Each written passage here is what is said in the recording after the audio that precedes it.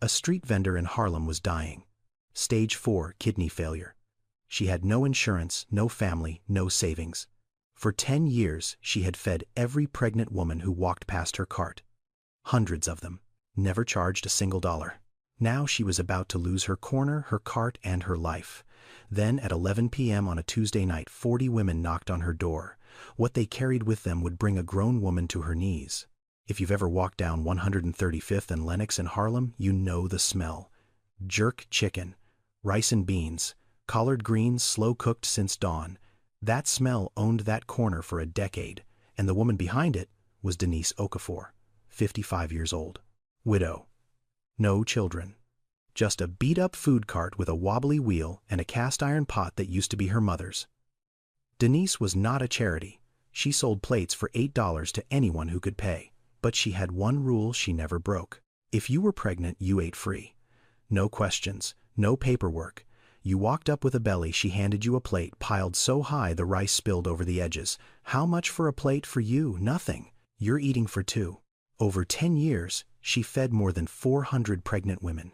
Never wrote down a name, never kept a list, just fed them. But here's what nobody knew.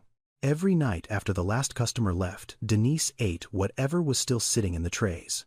Cold rice, leftover chicken, standing alone under a streetlight at midnight. The woman who fed everyone had no one to feed her. 6 weeks ago, Denise collapsed behind her cart, right there on the sidewalk. The doctors ran tests. The results came back simple. Stage 4 kidney failure. Transplant needed within 5 months. Dialysis 3 times a week. No insurance. No donor. No family. The doctor told her to stop working. She went back to the cart the next morning. Her hands shook now. Just enough that she gripped the serving spoon with both hands so nobody would notice. Her feet swelled so badly, she stood barefoot on the hot pavement because no shoes fit anymore. She told no one. She had 5 months. Maybe less. And nobody in her life knew. But Denise didn't know that every plate she'd ever given away was about to come back to save her life. Stay with me. 25 years before that, Tuesday night, Denise Okafor was a 30-year-old woman burying her mother. The church was small. South Side Chicago. Wooden pews, water-stained ceiling, a piano that hadn't been tuned in years. But the church was full. Standing room only. People lined up outside the door and down the block. Not because Brenda Okafor was rich. Not because she was famous. But because she had fed them. Women Brenda had cooked for when they had nothing, showed up with flowers they couldn't afford and tears they couldn't stop. Mothers who had eaten at Brenda's table when their own kitchens were empty. Pregnant women who had walked into the church basement hungry and walked out holding a plate wrapped in foil and something they hadn't felt in months. Hope. Brenda Okafor had been the unofficial cook of the neighborhood for as long as anyone could remember. She ran a kitchen out of the church basement 3 days a week. No funding, no organization behind it. Just Brenda, her cast-iron pot, and whatever food she could stretch into enough servings for whoever showed up. And she had a rule. Pregnant women always ate first. Always. Denise grew up in that kitchen. She learned to chop onions before she learned to ride a bike. She learned to season rice by smell before she learned to read a recipe. And she learned something else from her mother that no school ever taught her. How to see hunger in someone's eyes before they said a word. You don't ask if she's hungry, baby, Brenda used to tell her. You just hand her the plate. Asking makes her feel small. Giving makes her feel seen. Brenda had a way of looking at a pregnant woman and knowing. Not just if she was hungry, but if she was scared, if she was alone, if the baby inside her was getting enough. She could read it in the way a woman held her belly. Protective meant afraid. Loose meant too tired to care. Both meant she needed more than food. A hungry woman can't love her baby right, Brenda told Denise one evening while they were cleaning up. You feed her first, then she can feed the world. Denise didn't fully understand that at 15. She understood it at 30, standing over her mother's casket, watching hundreds of people cry for a woman who had never made more than $12 an hour in her life. Brenda died of complications from diabetes. She had ignored the symptoms for years, too busy cooking for everyone else, too busy making sure other people's children were fed. She forgot to feed herself, forgot to check her own blood sugar, forgot that the woman doing the saving also needed to be saved. She was 57. Denise did not cry at the funeral. She stood in the front row, dry-eyed, accepting hugs from strangers who knew her mother better than they knew her. But that night alone in Brenda's kitchen, Denise pulled out the cast-iron pot. She made a batch of collard greens, her mother's recipe, from memory. And standing over that pot, stirring greens in a kitchen that still smelled like her mother, Denise cried. Not polite tears, the kind of crying that comes from somewhere below the ribs. The kind that makes your whole body shake. She cried into the pot, and she made a decision. When you feed someone, Brenda had told her once, you're not just filling their stomach, you're telling them something. You're saying, I see you. 2 weeks later, Denise packed one suitcase and her mother's cast-iron pot. That pot was heavier than everything else she owned combined. She took a bus to New York City. She had no plan, no job waiting, no apartment.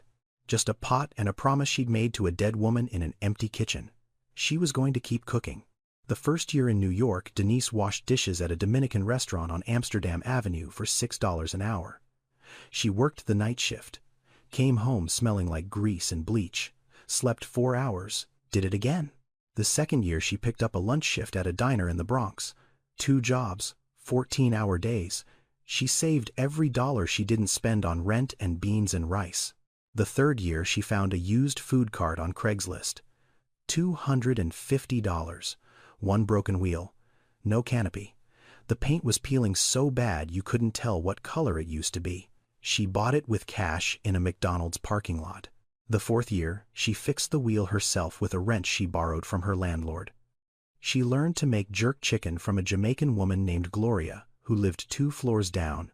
She learned rice and peas from Gloria too, and a sofrito recipe from the Dominican cook she used to wash dishes for. She combined everything with her mother's collard greens recipe and set up at the corner of 135th and Lenox.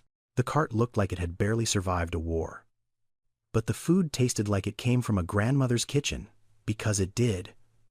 Within a month she had regulars, construction workers on their lunch break, nurses coming off 12-hour shifts, cab drivers who parked just to eat.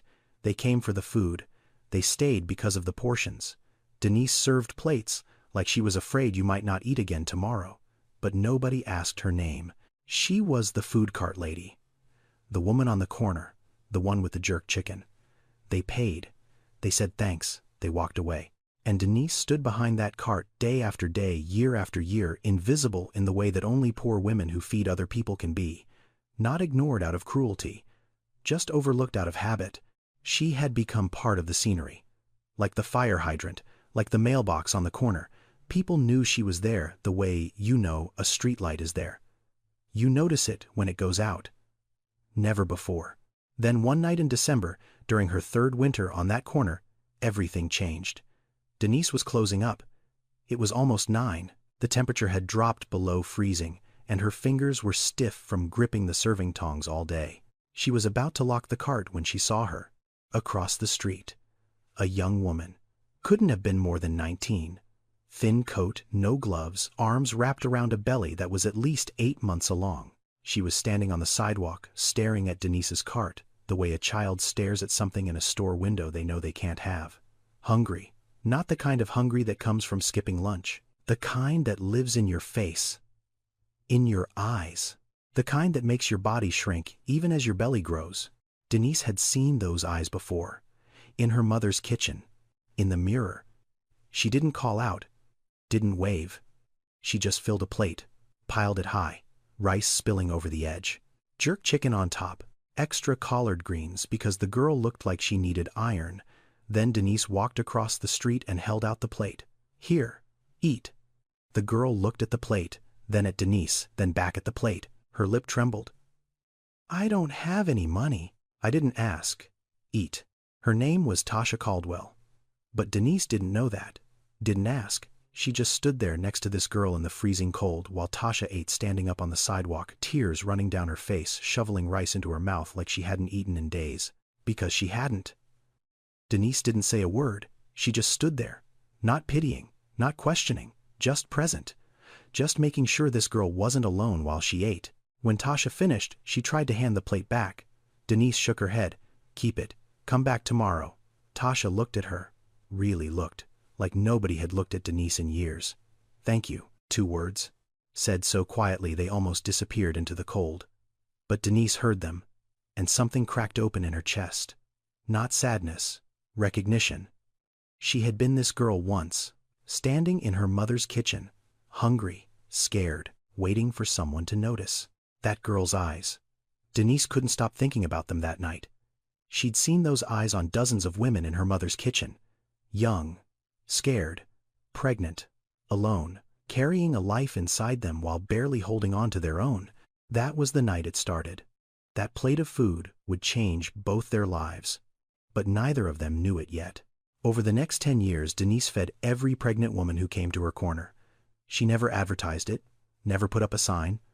Word just spread the way it does in neighborhoods like Harlem, quietly, through shelters and clinics and church groups and whispered conversations between women who had nowhere else to go. If you're pregnant and you're hungry, go to 135th and Lenox. The food cart lady will feed you. She won't ask questions. And Denise had rules. She never broke them. She never asked a woman's name. She never asked how far along she was. She never asked about the father or the family or the situation. She never accepted money from a pregnant woman, even when they tried to pay after getting back on their feet. And she always filled the plate fuller than normal. Always. A regular plate was generous. A pregnant woman's plate was overflowing. Year 2. A teenager showed up, 16, maybe 17, pregnant, kicked out by her family. Living at a shelter on 128th Street, she came to Denise's cart every day for 3 months straight, never said much, just took the plate, ate, and left. Then one day the belly was gone, and the girl never came back. Denise didn't know if the baby lived, didn't know if the girl was okay. She never found out.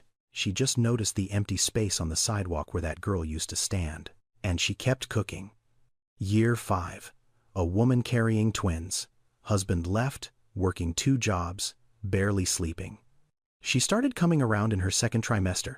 Denise fed her every day, and then she started making an extra plate, wrapped in foil, tucked into a plastic bag, handed over without a word, for dinner, because 1 meal a day wasn't enough when you were growing 2 people inside you. 2 plates, every day, for 4 months. They never discussed it. Year 8. Denise started getting tired in a way she hadn't felt before. Not regular tired, bone tired. Her feet swelled, her ankles disappeared. She started waking up 3-4 times a night to use the bathroom. Her vision got blurry around the edges some afternoons. She cooked barefoot because no shoes fit anymore. She didn't go to a doctor. She had no insurance, and the cart didn't take days off. If she didn't cook, the pregnant women didn't eat. So she kept going. Nobody counted how many women Denise fed over those 10 years. Not the city, not a nonprofit, not a journalist, not even Denise. She didn't keep records. She kept cooking. But if you had to guess, the number was somewhere north of 400. 400 women. 400 plates piled high. 400 times she said the same thing. For you, nothing. You're eating for 2. 400 women who walked away fed. And not one of them forgot the woman who did it. The money from paying customers covered ingredients for the next day. Barely. The free plates ate into whatever thin profit she might have made. Denise's take-home pay most weeks was close to nothing. She lived in a studio apartment on the 5th floor of a building with no elevator. She owned 3 sets of clothes. She hadn't bought new shoes in 4 years. "I'm not a charity," Denise would say if anyone asked. "I'm just a woman with a pot and a corner. But if you're carrying a baby and you're hungry, that baby is my business too." Her mother had done the same thing. Cooked for everyone. Forgot herself. Died at 57. Denise was 55 now. And she was walking the same road. She knew it. She could feel it in her bones, in the ache behind her eyes, in the way her body begged her to stop every morning, and she told it no. Not yet. Not while there are still hungry women on this corner. For 10 years, Denise fed mothers and asked for nothing. She didn't know that every single one of them remembered her, and they were about to prove it. But before that Tuesday night could happen, something else happened first. Something that nearly ended everything. A black SUV pulled up to the corner of 135th and Lenox on a Monday morning. The door opened and a man stepped out. Tailored suit, polished shoes. The kind of shoes that had never touched a Harlem sidewalk before and didn't plan on staying long. His name was Marcus Whitley, real estate developer. He was in the process of buying the entire block. Condos, luxury units, rooftop terraces, the kind of building where a one-bedroom costs more than Denise would make in 10 years. He stood on the sidewalk and looked at Denise's cart the way you'd look at a stain on an expensive shirt. "Ma'am, I need you to understand that this sidewalk is going to be part of a new development. You'll need to relocate your operation." Denise looked at him. She was holding a serving spoon in one hand and a foil tray of rice in the other. "Relocate to where?" "That's not really my concern." She didn't argue, didn't raise her voice. She'd been moved before. From Chicago, from her mother's kitchen, from every place she'd ever tried to build something small and good. Being told to leave was not new to Denise Okafor. It was familiar. The kind of familiar that settles in your chest like a stone you've been carrying so long you forget it's there. Marcus handed her a letter. Official looking. Legal language. 30 days to vacate the sidewalk. Failure to comply would result in permit revocation and possible fines. Denise read it slowly. She understood every word. She folded it and put it in her apron pocket. Marcus looked at the cart. His eyes moved over the chipped paint, the wobbly wheel, the handwritten menu taped to the side with packing tape. His condo project was worth $50 million. Denise's cart was worth maybe $300. But that $300 cart had fed more mothers than his $50 million building ever would. He didn't know that. He didn't ask. That night, Denise climbed the 5 flights to her studio apartment. She sat on the edge of her bed and looked at the cast-iron pot on the kitchen shelf. Her mother's pot. The one she'd carried from Chicago on a Greyhound bus 25 years ago. "If I lose the corner, I lose everything. The cart is all I have. The cart is all I am." She sat with that thought for a long time. The letter from Marcus on the nightstand, the pot on the shelf, the silence of a home that belonged to someone who had spent her whole life making sure other people never felt this alone. Then that same week the test results came back. She'd finally gone to a clinic. Not because she wanted to, because she collapsed behind the cart and a customer called an ambulance. Stage 4 kidney failure. Both kidneys operating at less than 15%. The doctor laid it out in plain terms. You need dialysis 3 times a week, minimum. Ideally, you need a kidney transplant within the next 5 months. Without treatment, your body will start shutting down. Do you have insurance? No. Do you have family who might be tested as potential donors? No. The doctor paused, looked at her chart, looked back at Denise. "Miss Okafor, you need to stop working and start treatment immediately.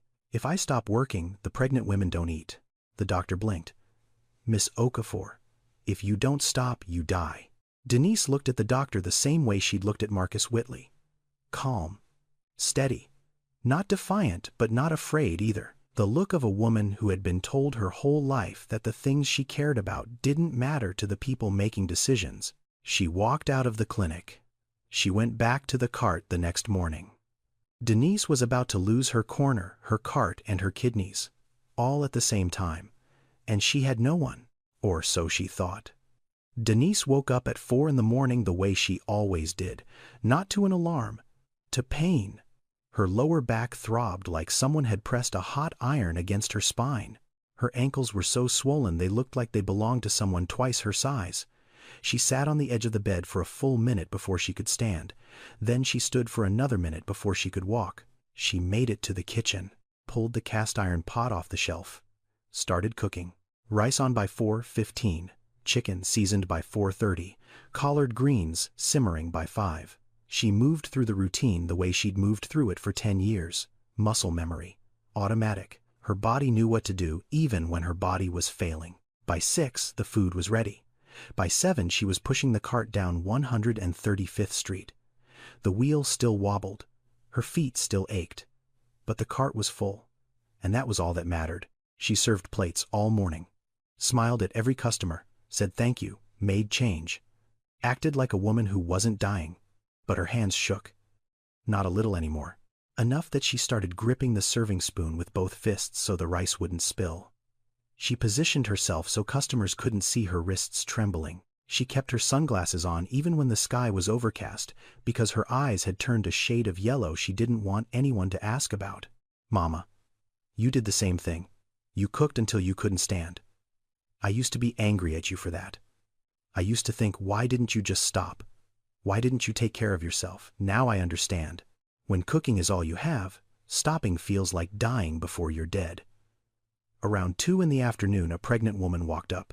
Young, maybe 23, big belly, tired eyes, the kind of woman Denise had been feeding for a decade.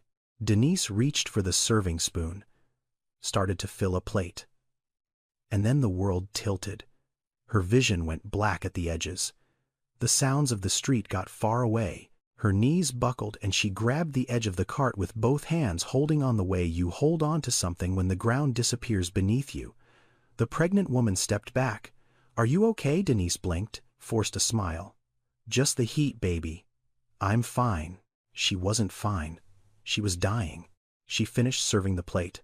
The pregnant woman walked away eating, and Denise stood behind her cart, both hands gripping the metal edge, waiting for the dizziness to pass. It took 4 minutes. She counted every second. That night, Denise sat on the bathroom floor of her studio apartment. The tile was cold against her legs. She was nauseous. Her body was telling her in every possible way that it was shutting down and she needed to listen. She didn't listen. She looked at her hands, swollen, shaking. These were the hands that had served over 400 women. These were the hands that held the serving spoon. These were the hands her mother taught to cook when she was barely tall enough to reach the stove. Her mother's hands had looked like this at the end too. Swollen, worn out, used up from a lifetime of feeding people who needed feeding. Brenda Okafor had worked herself into the ground, and Denise had sworn she would never do the same thing. But here she was, on the bathroom floor, alone at midnight, doing exactly what her mother did. The difference was that Brenda had a daughter who cried over her casket. Denise had no one, no daughter, no family. No one who would notice if she didn't show up to that corner one morning. No one who would wonder where the jerk chicken smell went. She sat there alone. No one called. No one knocked. No one knew. The woman who fed everyone had no one to feed her. Denise had maybe 4 months left. She told no one. But someone was already watching. Someone who remembered a plate of food from 10 years ago. On a Monday morning in September, a 29-year-old nurse named Tasha Caldwell walked down 135th Street for the first time in a decade. She'd been assigned to the community health clinic on Lenox Avenue. New job, new start. She'd moved back to Harlem after years away, after nursing school, after building a life that began the night a stranger handed her a plate of food on a freezing sidewalk. She wasn't thinking about that night. Not consciously, but when the smell hit her, everything stopped. Jerk chicken, rice and peas, collard greens. Tasha stopped walking. Her feet just stopped. And for a moment she wasn't 29. She was 19 again, standing across the street, pregnant, starving, watching a woman behind a food cart, wanting to walk over but too proud to beg. She remembered the hands. Big, strong, scarred from hot oil and years of gripping metal tongs in the cold. She remembered the plate, piled so high the rice was falling off the sides. She remembered crying while eating because nobody had fed her in months. And she remembered the woman saying nothing, not a word. Just standing there in the freezing cold. Not pitying, not questioning. Just present. Tasha crossed the street. The cart was the same. Older. More chipped paint. The menu was still handwritten and taped on with packing tape. And the woman behind it was the same too. Older. Thinner. Something wrong in her eyes. Tasha bought a plate. Stood across the cart from Denise. Looked at her the way a nurse looks at a patient who doesn't know she's being assessed. Swollen ankles. Yellowing eyes. Tremor in both hands. Shortness of breath between sentences. Skin that had a grayish undertone no amount of sun could explain. "You've been here a long time, 10 years, give or take." Tasha paused, held her plate. Looked at Denise with 10 years of gratitude pressing against her chest. "Do you remember me?" Denise looked at Tasha, studied her face. Something flickered, maybe recognition, maybe just kindness. Then she shook her head gently. "I'm sorry, baby. I don't keep track. Too many faces. Too many faces. Hundreds of women. Hundreds of plates. Denise didn't remember a single name, but every single one of them remembered hers. Tasha didn't say anything else. She ate her food, said thank you, walked away. But she came back the next day, and the day after that, and every day that week. She watched Denise the way she'd been trained to watch patients. From a distance, without letting on, she noted the symptoms, the worsening tremor, the increasing breathlessness, the way Denise had to sit down on an overturned crate behind the cart every hour, the way she pressed her hand against her lower back and winced when she thought nobody was looking. But Tasha was looking. On the 5th day, Tasha saw Denise try to lift a full tray of rice and nearly drop it. Her arms gave out. She caught the tray against the edge of the cart, food sloshing over the side, and stood there for a moment with her eyes closed, breathing through whatever pain had just hit her. That night, Tasha made a phone call. "I need your help. There's a woman on 135th who saved my life 10 years ago. She's dying, and she doesn't even know it. Or maybe she does and she just doesn't care." Tasha was about to do something that would change everything. But first, she needed to find the others. The women Denise had forgotten. The women who would never forget Denise. Tasha posted in a community Facebook group that night, the Harlem one. The one where people shared apartment listings and restaurant reviews and neighborhood news. She kept it simple. "Does anyone remember the food cart lady on 135th and Lenox? The one who feeds pregnant women for free? She needs help now. If she ever fed you, please reach out." The first reply came in 6 minutes. Then another. Then 5 more. Then the thread exploded. "She fed me every day for my last trimester. I never told her my name. My daughter is 7 now. I was homeless and pregnant with twins. She gave me 2 plates every night. 2. 1 for each baby," she said. "I tried to pay her once after I got back on my feet. She said pay me by eating. That's enough. My water broke at her cart. She called the ambulance and held my hand until it came. I never saw her again after that. She gave me extra collard greens every time because she said the baby needed iron. My son is 9 now. He's healthy. He's smart. And he's alive because a stranger on a street corner decided he mattered before he was even born." The messages kept coming. Women from shelters. Women from clinics. Women who had moved away and come back. Women who had never left Harlem. Women who were now teachers, nurses, cashiers, bus drivers, social workers, all of them connected by one woman and one cast iron pot. Tasha read every message. She made a list. She started calling people. And the plan took shape. Then a message came through that changed everything. "My name is Dr. Pamela Graves. I'm an obstetrician at Columbia Medical Center. 8 years ago, I was a broke pregnant medical student eating at that food cart every day because I couldn't afford groceries. That food cart kept me alive long enough to become a doctor. What do you need? I'm in." Tasha stared at that message for a long time. A doctor. A real doctor. Who had once been a hungry pregnant woman standing at Denise's cart. If that wasn't proof that a plate of food could change the course of a life, nothing was. Over the next 2 weeks, Tasha organized. She made calls from the clinic break room during her lunch. She sent messages late at night after her shifts. She tracked down women through shelters, through church groups, through word of mouth. Some of them had moved out of Harlem. Some had moved out of state.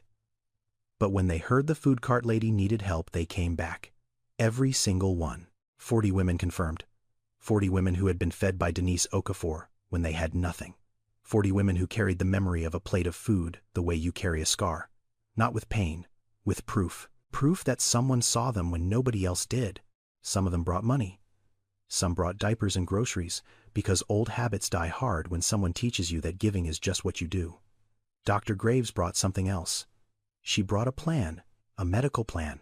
The kind of plan that only someone with a hospital badge and a debt to a food cart lady would think to make. They set a date. A Tuesday night. They made a plan, and Denise had no idea what was coming. 40 women. 40 different lives. 40 stories connected by one woman and her cast iron pot. And Denise had no idea what was coming. If you're invested in this story, you're not going to want to miss what happens next. Subscribe now so you don't miss the moment that changes everything. That Tuesday evening, Denise sat in her studio apartment in the dark. She hadn't turned on the lights. Didn't see the point. The streetlight outside her window threw a pale stripe across the kitchen, and it landed on the cast-iron pot sitting on the shelf the way it always sat on the shelf. Heavy, still, holding the ghost of every meal her mother had ever made in it. On the nightstand, 2 pieces of paper. The eviction notice. 7 days to vacate the sidewalk. And a prescription she hadn't filled because the medication cost more than she made in a week. She stared at the pot. Maybe Mama was right. Maybe cooking was the only thing I was ever good at, and now I can't even do that. She thought about the corner, about the cart, about the pregnant women who would show up tomorrow expecting a plate and find nothing. She thought about what her mother would say. She thought about what the doctor had said. 5 months, maybe less. She closed her eyes. Then someone knocked on the door. Denise didn't move. Probably the landlord, or a neighbor complaining about something. She didn't have the energy. The knock came again. Louder. Then again. Not angry, loud, insistent. The kind of knock that says, "I'm not leaving." Denise pulled herself up from the bed. Walked to the door. Opened it. Tasha Caldwell stood in the hallway. Behind Tasha, the hallway was full. Women. Dozens of them. Lined up down the corridor, spilling onto the staircase, voices echoing from the floors below. Some of them held children, babies on hips, toddlers gripping their mothers' hands, small children who had no idea where they were or why, only that their mothers had brought them somewhere important. Denise looked at them. 40 faces. She didn't recognize a single one, but every single one of them recognized her.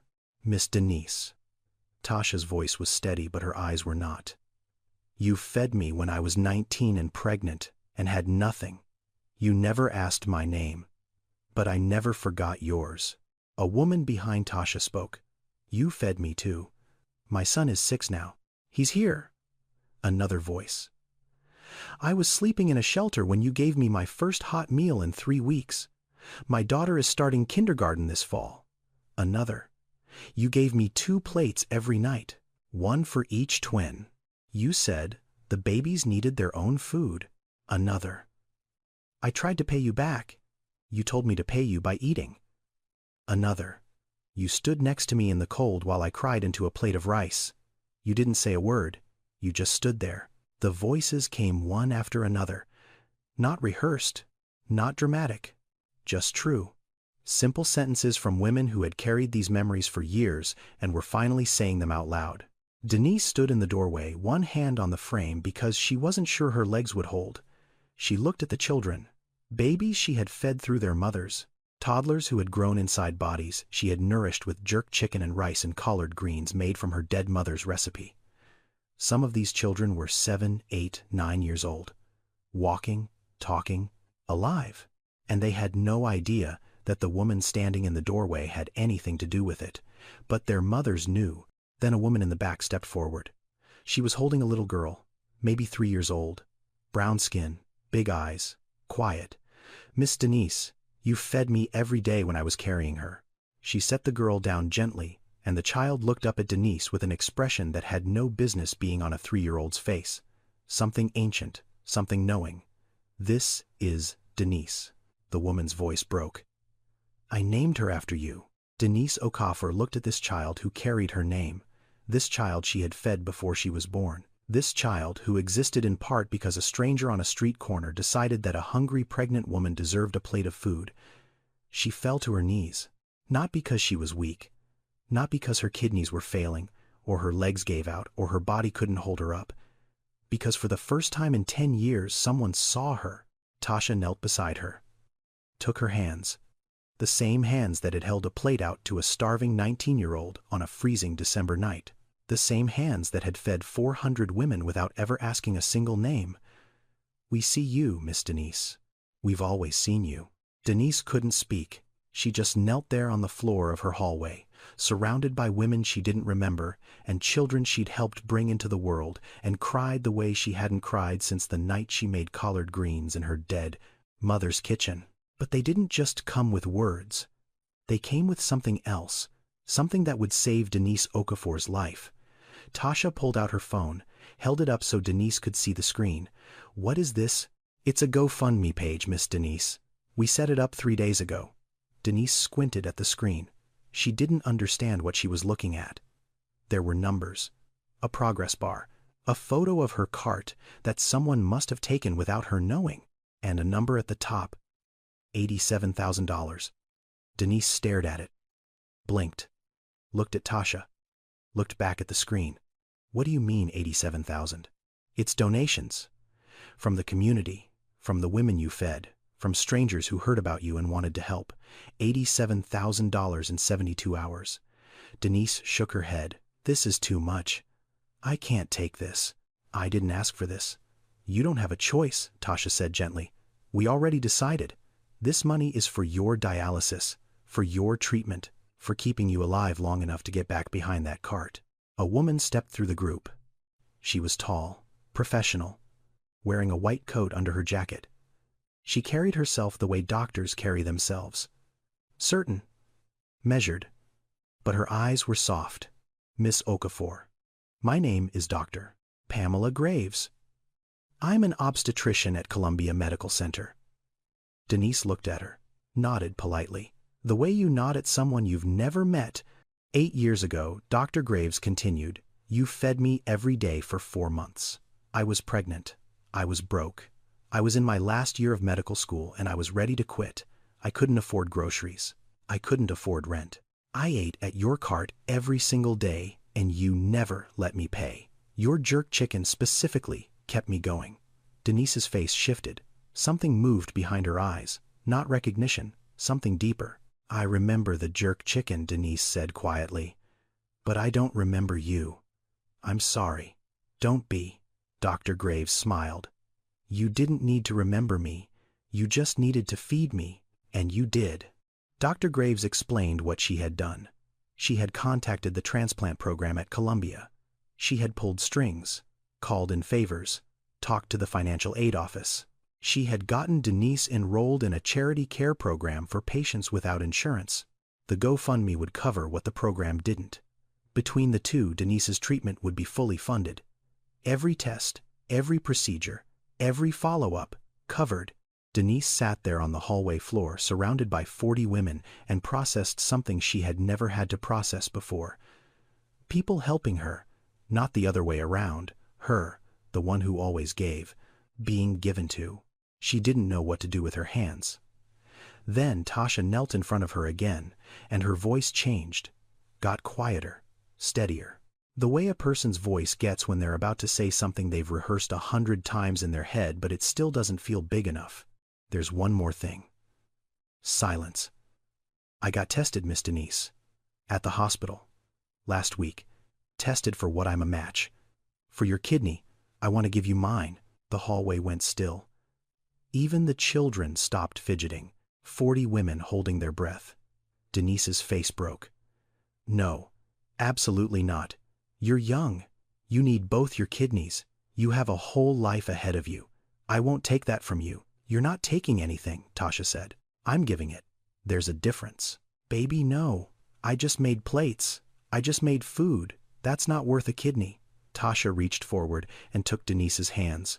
The same hands that had filled her plate 10 years ago. The same hands that shook now from a disease that was killing her. I have a life because of you. I was 19 years old and starving and pregnant and alone, and you walked across a street and handed me a plate of food and stood next to me in the cold while I cried. You didn't know my name. You didn't need to. You just fed me. And because you fed me, I survived. Because I survived, I went back to school. Because I went back to school, I became a nurse. Because I became a nurse, I can save you. The least I can do is share a kidney. Denise looked at Tasha and saw the girl she didn't remember. The girl with the thin coat and the big belly and the hungry eyes. The girl who had turned into this woman. This nurse. This person offering to cut a piece of herself out so that the food cart lady could live. I just made plates, Denise whispered. I didn't know I was making miracles. The woman who never asked for anything was being given the one thing she couldn't buy, couldn't cook, couldn't earn, a second chance at living. But the fight wasn't over. Denise still had a landlord trying to take her corner. And what happened next proved that 40 women with a mission are stronger than any developer with a checkbook. The following Monday morning, Marcus Whitley arrived at 135th and Lenox in his black SUV. He was there to supervise the removal of Denise's cart. 7-day notice expired. Time to clear the sidewalk. But when he stepped out of the car, the sidewalk was not clear. 40 women stood around the cart. Some held signs. Some held babies. Some just stood there with their arms crossed and their faces set in the kind of expression that says, "We are not moving." Children ran between legs. A toddler sat on the curb eating a piece of cornbread. The cart was open and Denise was behind it serving food because that's what Denise did. Even when the world was trying to shut her down, she cooked. Marcus straightened his tie. Walked over. Tasha stepped forward to meet him. "Sir, do you know what this cart has done for this neighborhood?" Marcus looked at the crowd, then back at Tasha. "It's a food cart. I'm building a $50 million development here. This food cart has fed over 400 pregnant women in 10 years. For free. How many lives has your $50 million building saved?" Marcus didn't answer. He looked around the crowd. Really looked. Not the way he usually looked at a construction site, assessing value and square footage. He looked at the faces. A woman stepped forward. She was holding a baby, maybe 8 months old. "This is my daughter. She's alive because this woman fed me when I had nothing. I was going to give up. I was done. Her food kept me going one more day. Just one more day. And that one day was enough." She held the baby closer to Marcus. The baby looked up at him and smiled. The kind of smile that has no agenda, no calculation, just a small human being doing what small human beings do when they see a face. Marcus looked at that baby. And something shifted. Marcus Whitley had built buildings worth hundreds of millions of dollars. Shopping centers, luxury towers, waterfront developments that looked beautiful in renderings and even better in press releases. But standing on that sidewalk looking at that baby's smile, he realized something he hadn't thought about in a very long time. He had never built anything that mattered this much. Not once. He stood there for a long moment. The women watched him. Denise watched him. The baby kept smiling. Then Marcus turned to Denise. "Miss Okafor, I'm going to build around you. This corner stays. And when the building goes up, your cart goes inside. Permanent lease, free." The sidewalk erupted. Women cheering. Children clapping because children clap when adults cheer. Denise standing behind her cart, still holding the serving spoon, tears running down her face for the second time that week. Marcus didn't do it because he was generous. He didn't do it because it was good press, though it would be. He did it because for the first time he saw what everyone else on that block had always known, that a $300 food cart could be worth more than a $50 million building. Denise had her corner. She had a kidney on the way. She had 40 women who loved her. But the story doesn't end here. What happened 6 months later will stay with you forever. The surgery was scheduled for a Thursday morning in February. Denise arrived at the hospital the night before. They put her in a room on the 4th floor. White walls, machines, the smell of disinfectant and institutional calm. Everything clean, everything sterile. Everything the opposite of her cart on 135th Street. She sat on the edge of the hospital bed in a gown that tied in the back and left her feeling exposed in ways she wasn't used to. Denise Okafor was a woman who stood behind things. Behind her cart, behind her serving spoon.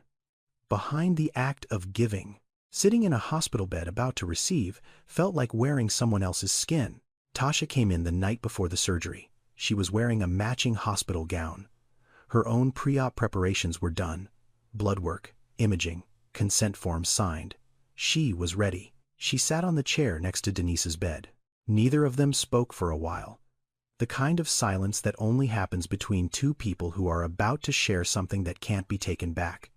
Denise broke it first. "Why are you doing this? You barely know me." Tasha looked at her.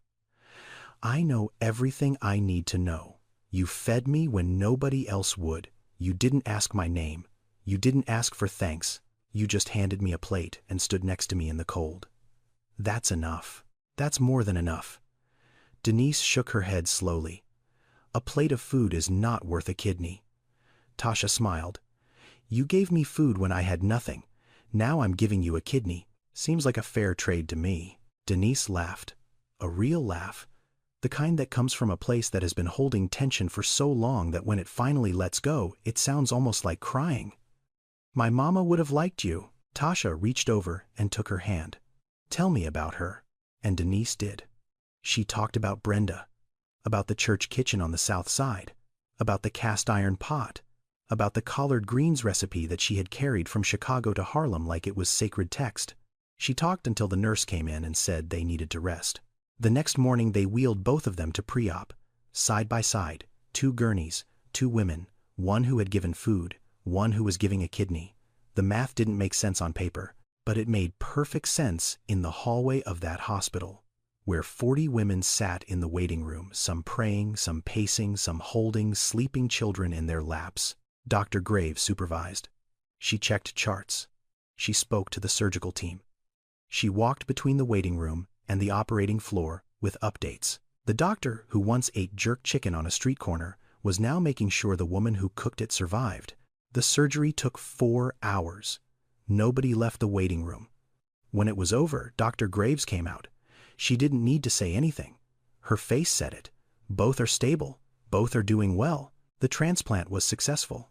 The waiting room erupted the way it had erupted on the sidewalk, cheering, crying, children waking up confused and then cheering too, because that's what everyone else was doing. Denise woke up in recovery. The room was dim. Machines beeped. Her abdomen ached in a way she'd never felt before. But something else was different too. The heaviness was gone. Not just the pain, the weight she'd been carrying, the exhaustion that went deeper than her kidneys. Something had lifted. She turned her head. And on the small table next to her bed, she saw it. The cast iron pot.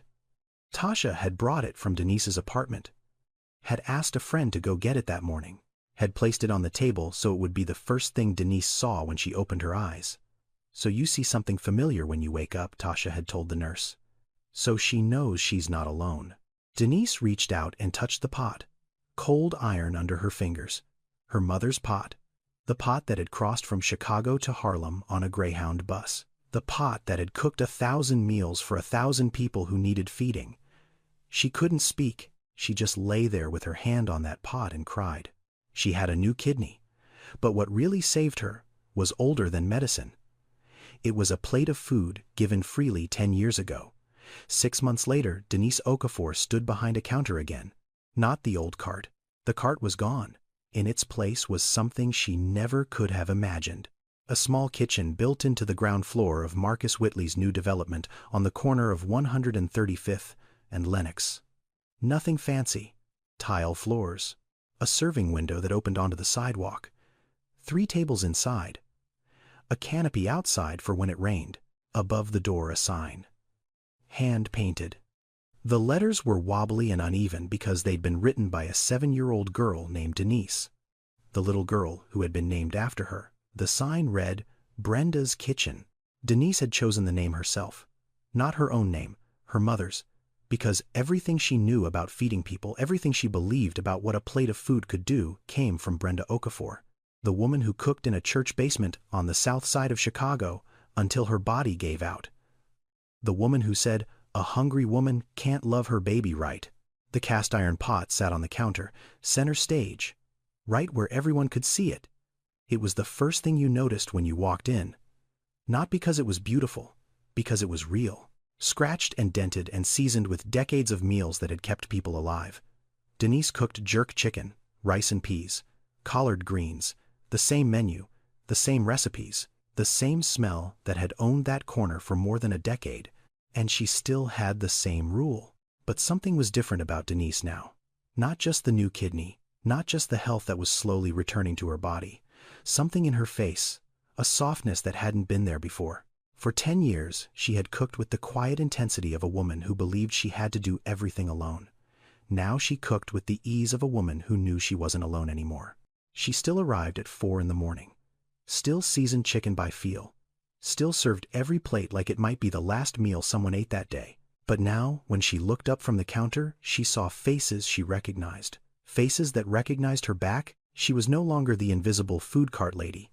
She was Denise. She had a name. She had people. A young woman walked up to the counter, belly round under a thin jacket, eyes tired. The same eyes Denise had seen 1,000 times before. How much? Denise looked at her. Smiled. For you, nothing. You're eating for two. The same words. The same plate piled high. The same refusal to take money from a woman carrying a child. Some things don't change. Some things shouldn't. But other things had changed. Every Saturday morning, Dr. Pamela Graves came to the kitchen. She set up a folding table in the corner and offered free prenatal checkups to any pregnant woman who walked in. Blood pressure, weight, basic screenings. The kind of care that costs hundreds of dollars in a hospital but costs nothing at a kitchen counter next to a pot of collard greens. Tasha came after her nursing shifts. Still in scrubs, she served plates, cleaned tables, talked to the young mothers the way someone talks to people they understand because they were once exactly where these women are now. 12 volunteers showed up on a rotating schedule. Women from the neighborhood. Some of them were part of the original 40. Some were new. All of them had heard about Brenda's kitchen and wanted to be part of it. In 6 months, the kitchen served 200 pregnant women. For free. 3 volunteer doctors. 12 regular volunteers. What started with 1 woman and a broken cart had become a movement. On the wall behind the counter, Denise had hung 1 photograph. Just 1. A picture of her mother standing in the church kitchen in Chicago. Brenda Okafor. Holding a big wooden spoon. Smiling. You don't have to say thank you, Denise told the young woman as she handed her the plate. You don't have to come back. You just have to eat. That's all I need. One afternoon in October, a young woman walked into Brenda's kitchen carrying a pot. Not a new pot. An old one. Cast iron. Heavy. The kind of pot that has been used so many times the surface has turned black and smooth like river stone. She set it on the counter and looked at Denise. She was maybe 22. Thin. Determined eyes. The kind of face that has already seen more than it should have at that age. My name is Amara. Denise wiped her hands on her apron. Nice to meet you, Amara. You hungry? Amara shook her head. I didn't come to eat. I came to find you. Denise looked at her, then at the pot, then back at her. My mother was one of the women you fed. She was pregnant with me when she came to your cart. She said you gave her a plate every day for 3 months. She said you never asked her name, but she told me yours, every day. She said if I ever needed to remember what kindness looks like, find the food cart lady on 135th. Denise's breath caught. My mother passed 2 years ago. Cancer. But before she died, she gave me this pot, and she told me to find you. She said you would teach me. Amara pushed the pot closer. Denise looked at it. Old iron, scratched, seasoned. It looked like her mother's pot. It looked like every pot that has ever been used by a woman who cooked not because it was her job but because it was her calling. I want to learn, Amara said. I want to cook like you cook. I want to feed people the way you fed my mother. Denise looked at Amara and saw her mother. Not Amara's mother. Her own. A young woman standing in a kitchen learning to cook because an older woman told her the food was more than food. It was language. It was love. It was a way of saying, I see you, without opening your mouth. Denise took Amara's hand and placed it on the cast iron pot. You feel that? That's not just iron. That's memory. That's every meal ever made in a pot like this. Every mother fed. Every baby nourished before it was born. You don't learn to cook from recipes, baby girl. You learn from your hands. Your hands remember what your head forgets. Amara's eyes filled with tears. Denise held her hand on the pot. The same way Brenda had once held Denise's hand on a pot in a church basement in Chicago 40 years ago. I see you, baby girl. And your mama sees you too. That evening after the kitchen closed, Denise stood on the sidewalk outside Brenda's kitchen. The streetlights were coming on. The smell of jerk chicken still hung in the air. Somewhere down the block a woman was laughing. Somewhere a baby was crying. Harlem doing what Harlem does after dark. Denise looked up at the sky. The same sky her mother had looked up at in Chicago. The same stars that had watched over church basements and food carts and hospital rooms and all the places where women feed each other because that's what women do. Mama, I kept cooking. I kept feeding. And they came back. They all came back. She smiled. And she believed the way you believe things you can't prove but know in your bones that somewhere Brenda Okafor was smiling too. Thank you for following Denise's journey from invisible street vendor to the heart of a community. If this story moved you, if it made you think about the people you walk past every day without seeing, please subscribe to this channel and share this video with someone who needs to hear it today. Tell us in the comments, who is the person in your life who fed you literally or figuratively when you had nothing, who saw you when the world didn't? We want to hear your story. Remember, you don't need millions of dollars to change someone's life.